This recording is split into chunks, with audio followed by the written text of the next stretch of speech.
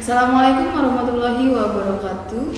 Tabipun, perkenalkan nama saya Melisa. Saya adalah salah satu dosen dari program studi Pendidikan Teknologi Informasi Institut Informatika dan Bisnis Dharmajaya, Bandar Lampung.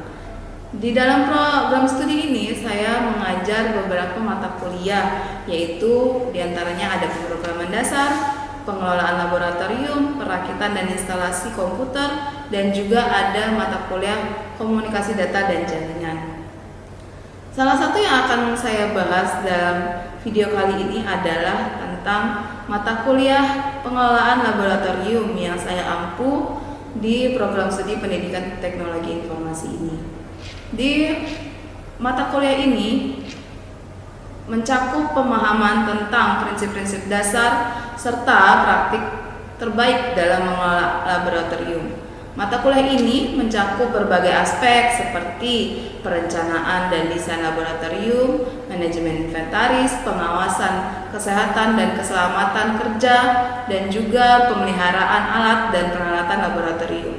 Melalui mata kuliah ini, mahasiswa diharapkan dapat memahami dan menerapkan teknik-teknik pengelolaan laboratorium yang efektif guna mendukung kegiatan praktikum ilmiah secara aman dan efisien. Adapun beberapa topik pembahasan dalam mata kuliah pengelolaan laboratorium ini antara lain adalah yang pertama ada dasar organisasi laboratorium, yang kedua ada struktur organisasi laboratorium, selanjutnya ada manajemen perangkat laboratorium, manajemen pengelola laboratorium, prosedur pemeliharaan, inventarisasi laboratorium, desain laboratorium, tata letak laboratorium, troubleshoot di laboratorium, keselamatan kerja di laboratorium, dan juga perancangan SOP laboratorium. Bobot penilaian dalam mata kuliah pengelolaan laboratorium ini mencakup penugasan atau tugas sebanyak 20%, nilai UTS sebanyak 20%, nilai UAS 20%, nilai etika 20%, dan yang terakhir adalah nilai absensi 20%. Nah, kelima unsur ini akan menentukan nilai akhir untuk mata kuliah pengelolaan laboratorium. Berikut ini adalah cuplikan pembelajaran mata kuliah pengelolaan laboratorium pertemuan ke-11. Ya, Assalamualaikum warahmatullahi wabarakatuh. Waalaikumsalam warahmatullahi wabarakatuh. Selamat siang teman-teman semuanya. Ya, hari ini kita masuk ke pertemuan ke-11 kita untuk mata kuliah pengelolaan laboratorium. Ya, CPNK yang akan kita bahas hari ini adalah merancang desain laboratorium komputer berdasarkan kebutuhan pengguna, standar fasilitas dan aspek ergonominya. Ya, indikatornya apa aja yang harus kita capai hari ini? Yaitu adalah yang pertama kemampuan menentukan pengaturan bahan dan peralatan, yang kedua adalah kemampuan membuat gambar, desain tata letak laboratoriumnya. Sesuai dengan apa tadi? Sesuai dengan si pengaturan bahan dan peralatan dan juga kebutuhan laboratoriumnya untuk apa. Ya. Nah, sebelum kita lanjut ke materinya, masih ingat mata kuliah kita untuk minggu kemarin tentang apa? Ya. Inventarisasi. Oke, tentang inventarisasi. Ada lagi yang ingat lebih detailnya tentang apa aja yang kita pelajari? Ya, silakan. Penggunaan pengolahan, pemeliharaan dan perencanaan kebutuhan sebuah laboratorium. Ya, ini adalah rangkuman ya tentang apa yang kita pelajari minggu kemarin. Ya, di pertemuan ke-10. Ya, ini kan kita pertemuan ke-11. Minggu kemarin kita pertemuan ke-10 tentang inventarisasi laboratorium. Ya, kita mempelajari tentang data inventaris yang lengkap, memudahkan pengelolaan dan pemeliharaan ya. Tujuannya untuk inventarisasi itu, terus juga ada pendukung pengambilan keputusan, juga untuk meningkatkan akuntabilitas dan transparansi penggunaan bahan-bahan dan juga perawatan laboratorium. Ya. Oke, itu sekilas tentang pertemuan 10 kita yang kemarin sudah kita bahas. Ya, kita lanjut ke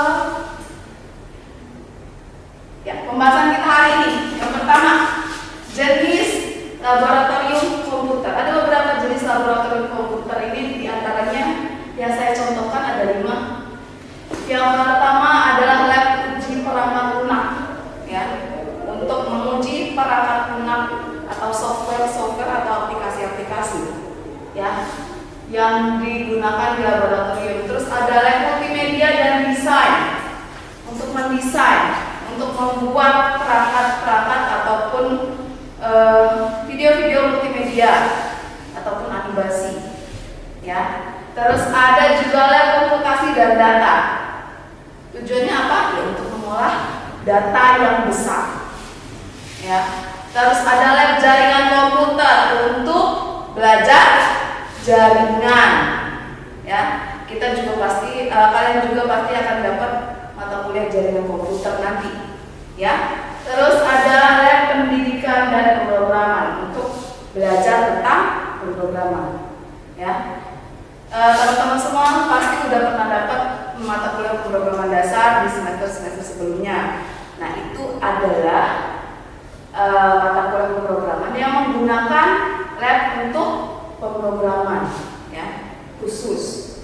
Nah, komponen-komponen utama ada komputer, ya sudah pasti namanya laboratorium komputer, ya. Terus ada jaringan dan server, proyektor, layar, terus juga ada meja kursi. Ya, meja kursi untuk duduk. Terus ada jaringan dan server. Jaringan itu untuk komunikasi antar komputernya. Terus juga ada proyektor dan layar untuk membantu si pengajar menjelaskan sesuatu ke audiensnya. Ya. Itu beberapa komponen utamanya. Kita lanjut. Masuk ke aspek ergonominya, ya. Ada di sini 4 posisi kerja ideal di laboratorium komputer. Ya. Kenapa di sini ada tinggi kursi dan meja? Biar Anda duduknya nyaman. Ya. Karena biasanya orang yang bekerja dalam komputer pasti duduk. Ya. Kalau duduknya tidak nyaman, konsentrasinya terganggu. Ya. Terus juga di sini kursinya ada yang harus breathable. Breathable itu maksudnya apa? Ada yang tahu? Enggak ngap gitu. Tidak ngap. Ya. Breathable itu maksudnya kursinya itu dia punya rongga. Jadi tidak panas, tidak cepat panas. Jadi tetap kita nyaman duduknya. Ya. Nah, terus ada memiliki roda, tinggi kursinya bisa disesuaikan. Karena kan tinggi tiap orang berbeda-beda. Ya. Dan juga untuk roda itu biar mobilitasnya bisa tinggi dan cepat. Ya, bisa gerak ke sana, gerak ke sini, nggak usah harus bangun, duduk lagi. Bangun lagi, duduk lagi. Bangun, pindah, duduk lagi. Ya. Bikin capek, itu cepat bikin capek yang begitu. Nah, terus ada pencahayaan. Salah satu yang pastinya sering terabaikan adalah backlight, ya, di belakang tempat duduk. Ya, jadi ini monitor. Kita duduk di sini, ya. Terus di belakang itu ada jendela besar yang biasanya silau banget. Nah, itu bisa mengganggu penglihatan kita ke layar. Ya, biasanya seperti itu terabaikan. Kalau ada yang seperti itu posisinya, bisa kita atasi dengan menggunakan tirai. Jadi jendelanya itu tertutupi. Jadi cahaya tidak langsung menembak ke monitor. Ya. Terus juga pencahayaan ruangan. Jangan terlalu redup, jangan juga terlalu silau. Ya. Terus ada jarak pandang. Ya, ini untuk komputer yang di meja itu memang harus ada jarak pandang. Karena apa? Monitor, layar monitor komputer itu berbeda dengan handphone. Ya. Layar monitor itu radiasinya lebih besar. Jadi jarak pandangnya harus lebih jauh karena lebih berbahaya untuk mata. Ya, di sini siapa yang udah minus matanya? Ya. Udah minus? Tidak. Aduh, jangan terlalu banyak ini ya. main HP malam-malam terus lampunya dimatikan? Sering kayak gitu? Sering. Oke. Itu intermezzo aja. Terus yang selanjutnya ada analisis ukuran ruangan. Ya, ini tadi tentang peralatan ruangannya. Ya. Sekarang adalah tentang ruangannya bagaimana. Ya. Sebelum kalian masukkan itu semua peralatan, dilihat dulu ruangannya kayak mana. Ya. Ruangannya berapa panjang lebar tingginya, luasnya berapa.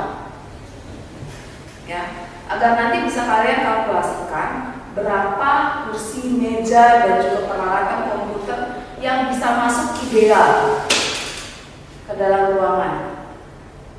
Ya, dan tidak terlalu crowded, tidak terlalu berhimpit-himpit.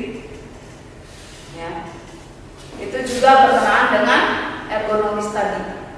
Nanti tidak nyaman kalau terlalu terhimpit-himpit, kalau terlalu mepet-mepetan. Ya. Terus ada bentuk ruangannya kayak mana? Bentuk ruangannya jejer jenjang kah, lingkaran kah, retakku kah, segi empat kah, atau persegi, ya. Itu juga nanti mempengaruhi pola tempat duduknya. Ya. Atau pola penempatan jaringannya juga, terus kelistrikannya juga, ya. Terus ada luas efektif. Luas efektif itu maksudnya adalah luas area kerjanya, ya.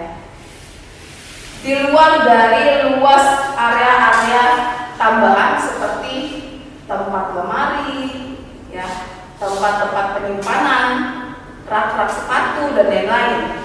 Ya, itu tidak termasuk luas efektif. Luas efektif adalah luas yang dipakai praktikan untuk mengerjakan praktiknya. Ya. Terus ada denah ruangan. Setelah kalian punya semua ukuran, bentuk, dan juga jenis ruangannya, kalian baru buat denahnya. Ya, denah ruangannya. Bisa dengan buat manual ataupun dengan tools design. Ya. Nah, ini contoh desain tata letaknya atau layoutnya. Ada 3. Ada pola baris, ya, atau tradisional begini gambarnya. Ya. Ada pola U yang kedua, ya, begini. Ada yang pola lingkaran, melingkar, ya. Nah, masing-masingnya itu punya fungsinya dan punya manfaatnya masing-masing, ya. Nah, di sini ada studi kasus nih.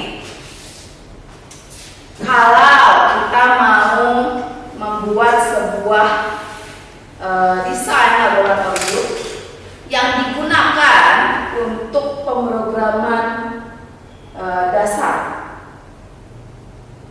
lebih baik pakai yang mana? Ada yang mau menyampaikan pendapatnya? Ya, silakan.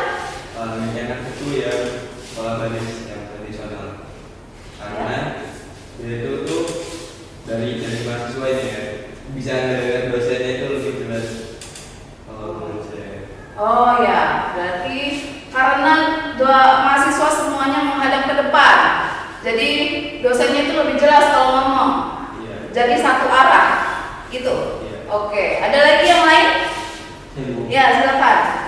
Saya lebih sukanya untuk programming sepertinya yang U.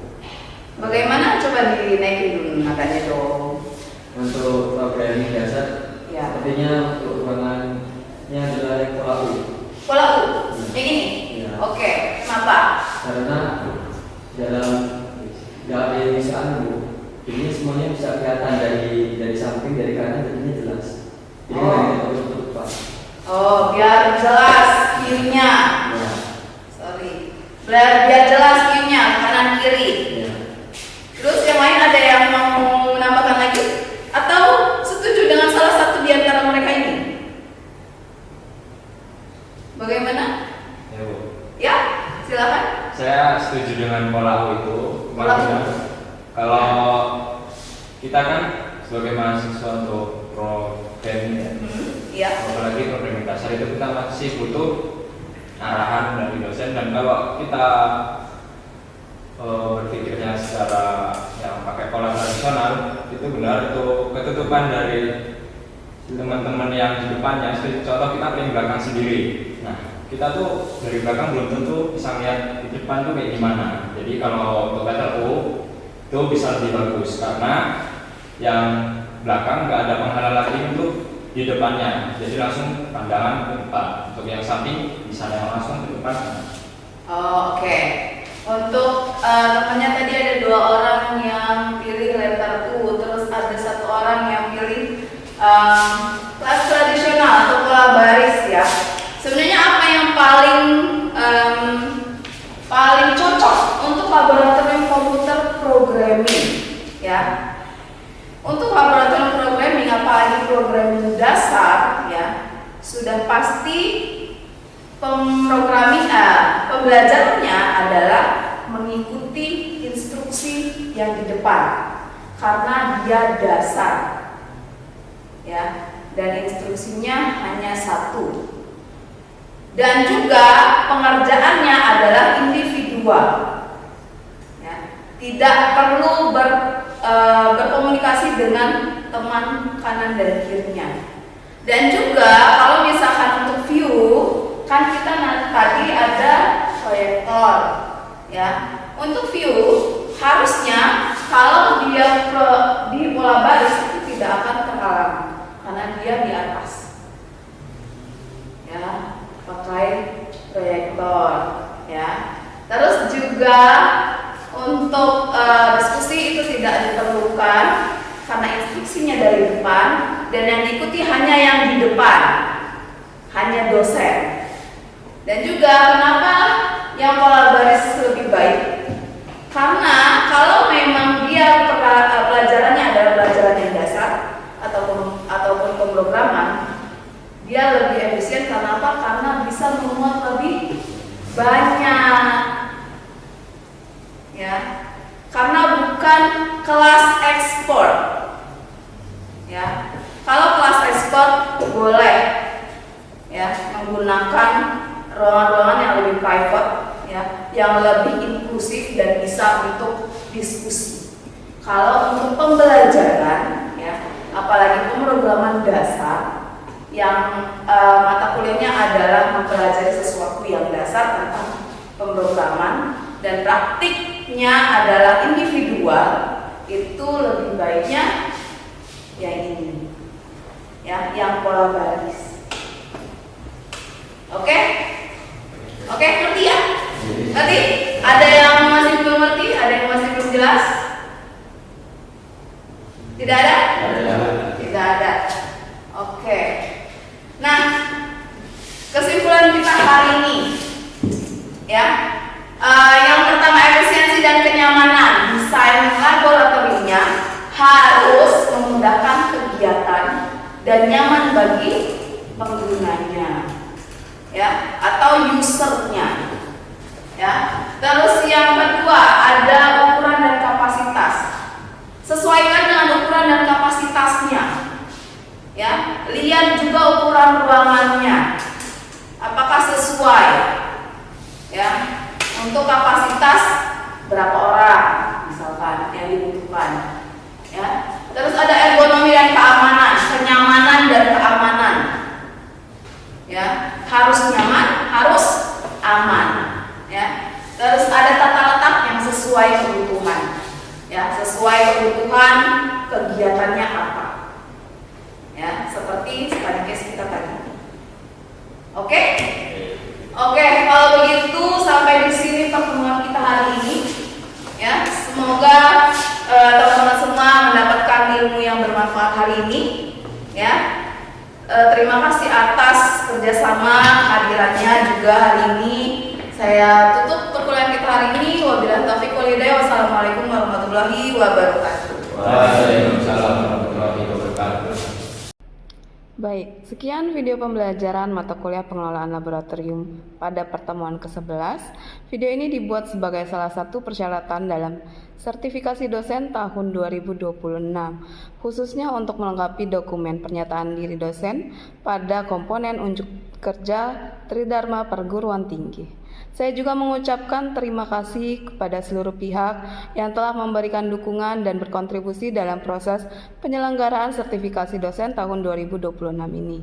Akhir kata, semoga video pembelajaran ini dapat bermanfaat dan menjadi salah satu bentuk komitmen saya dalam melaksanakan tugas sebagai pendidik di perguruan tinggi. Terima kasih atas perhatiannya. Wassalamualaikum warahmatullahi wabarakatuh.